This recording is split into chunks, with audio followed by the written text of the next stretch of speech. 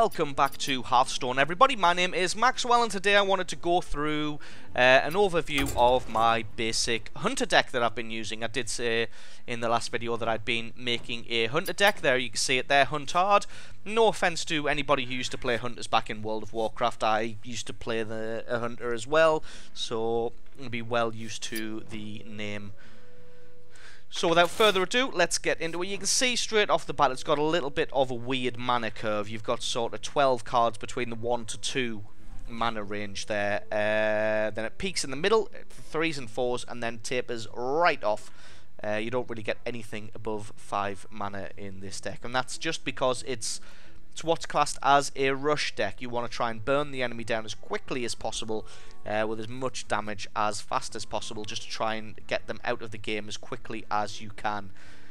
And basically, if you don't generally have the enemy either dead or very, very nearly dead by sort of turn 10 or 12, then you're generally going to be in a little bit of trouble, just because the deck doesn't have that many draw cards. So by sort of turn 10 or 12 you're going to be running very low on cards, and the enemy's probably going to be able to start coming back at you from that point onwards. So really the idea of the deck is just to get out as many creatures, as much damage onto the enemy's face within sort of 10 or 12 turns, and try and burn them down as quickly as possible. So let's get onto the cards themselves. Straight off the bat, for 0 mana we have 2 Hunter's Marks. This is an absolutely fantastic card, you can't argue with it at all. The reason for that is it's 0 mana and it changes any minion's health to 1. So could be Deathwing. Nah, he's not a 12-12 anymore, he's a 12-1, and you can Arcane Shot him in the face and kill him, or you can just attack him with a 1-1 creature, and that is the end of him. So absolutely brilliant card there, especially when comboed with an Arcane Shot or a Stone Tusk Bow. There you can basically, it's 0 mana aid to board clear. One thing I do want to mention before we go any further than Hunter's Mark is you will notice that this deck doesn't have any secrets. It's not really using the traps, and the reason for that is, just as I said earlier, it is a fast deck. It's attempting to burn people down as quickly as possible, and the traps are more defensive and more of a long game thing. More of a long game card than the other ones that we have in. So anyway, back onto this Arcane Shot. Again, can't argue with it.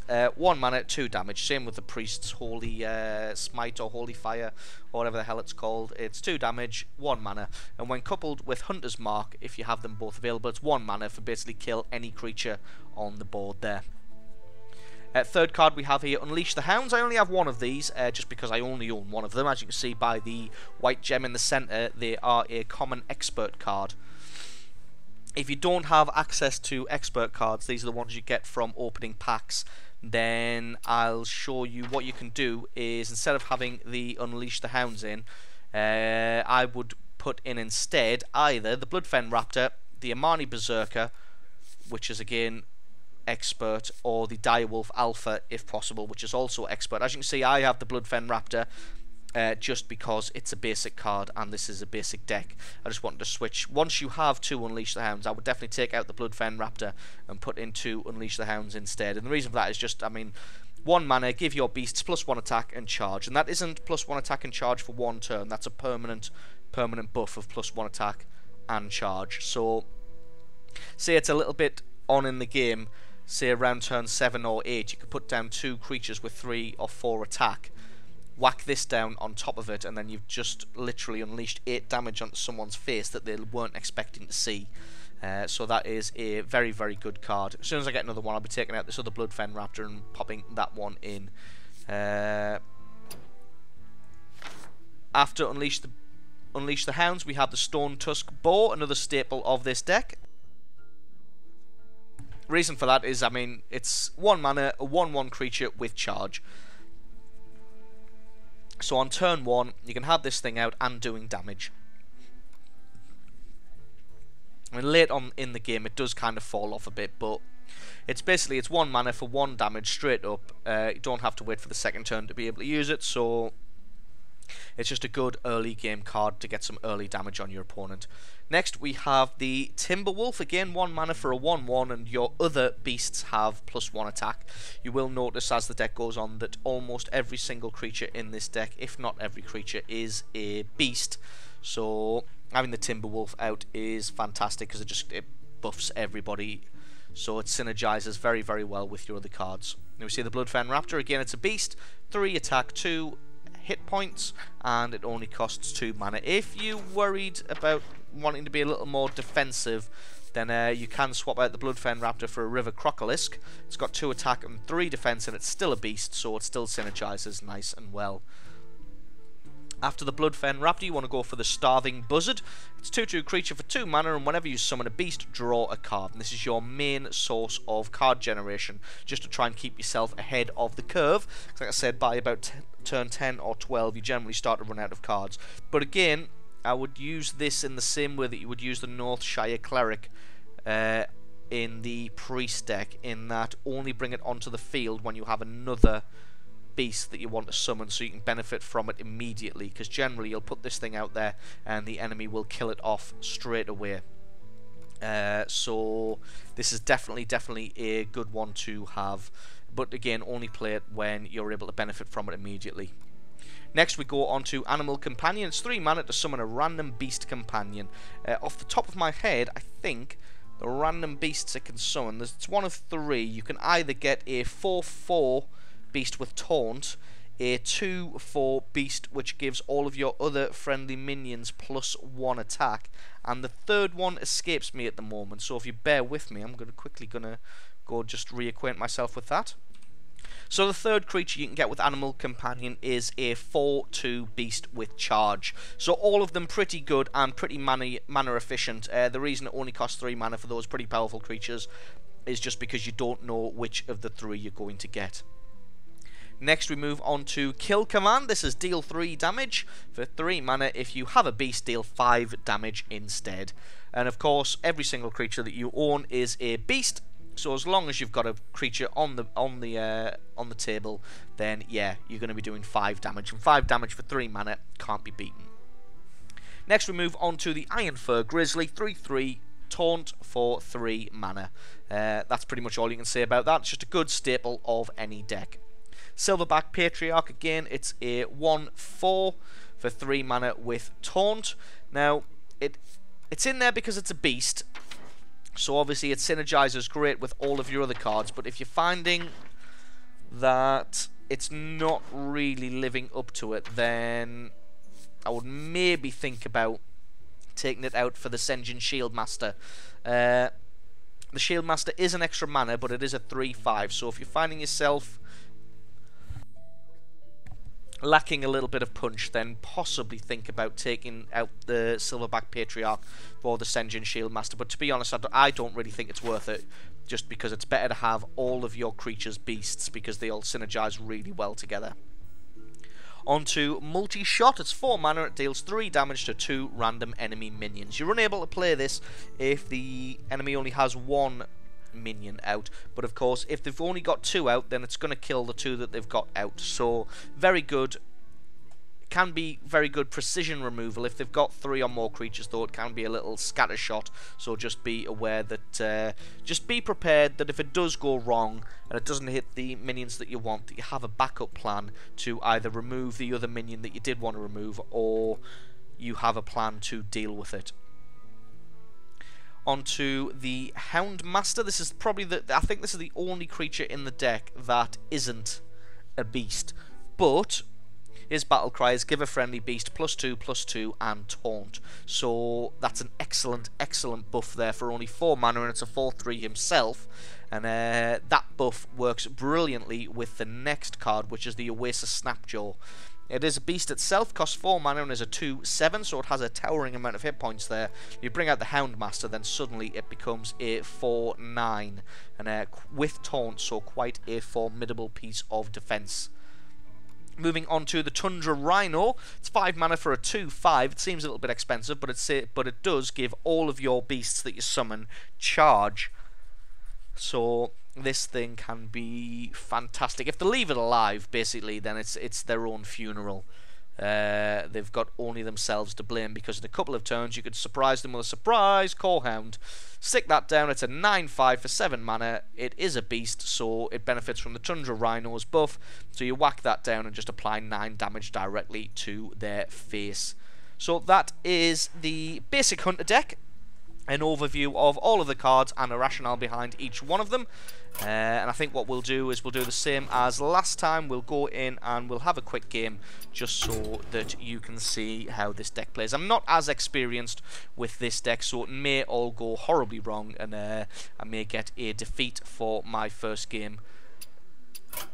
Just want to make sure that I didn't have another Unleash the Hounds. No, I don't. So yeah, so I'm not as practiced with the Hunter deck as the Priest deck, so we're going to see, hopefully we don't get the crap kicked out of us, so bear with me. So we'll go ahead and queue up a game.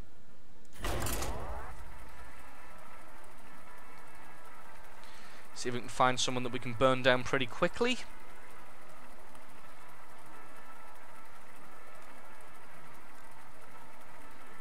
Hopefully we don't play a Priest, because those things are pretty difficult to kill, as you may have noticed. Well, I'm glad we didn't get the Grand Master there. Were the opponent much better. So here we go. Hunter versus a Rogue. Classic matchup.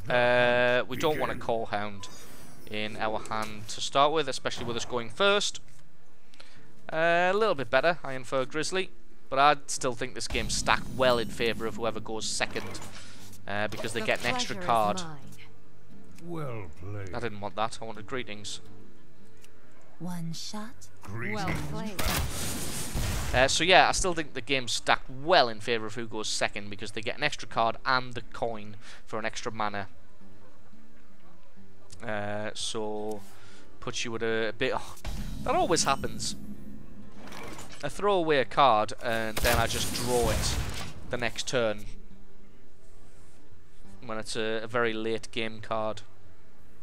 So you see, it's going to be turn 3 before we get anything out, so I'm already way behind with this deck. It really needs to get stuff out in turn number 1.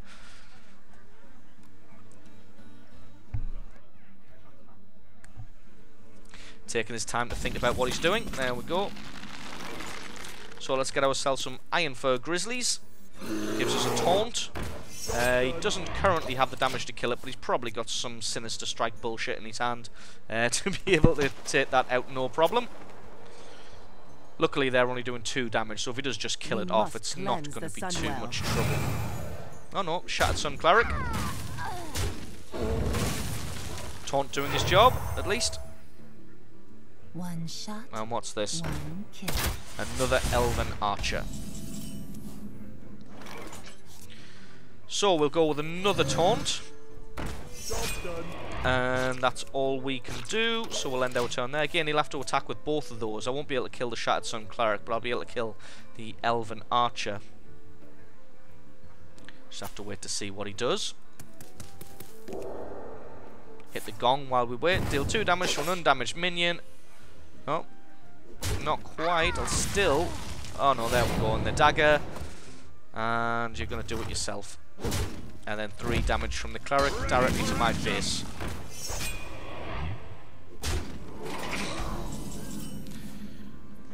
Right. We need to get something out. Be good. Yep, it's the 4/4 taunt. That's pretty much the best thing we could have hoped for at that point. So he's now going to have to kill both of those, or the Cleric and his dagger, to be able to take it out. That's a horrible, horrible picture. What is that? That is a massive grizzly bear by the look of it. Yeah, Misha. So there we go. Basically cleared the board. But the rogue does have lots of direct damage. Oh, here we go. Deadly poison.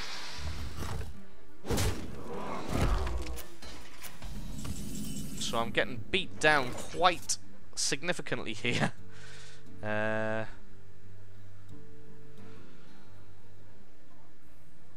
we'll have to bring out another beast companion.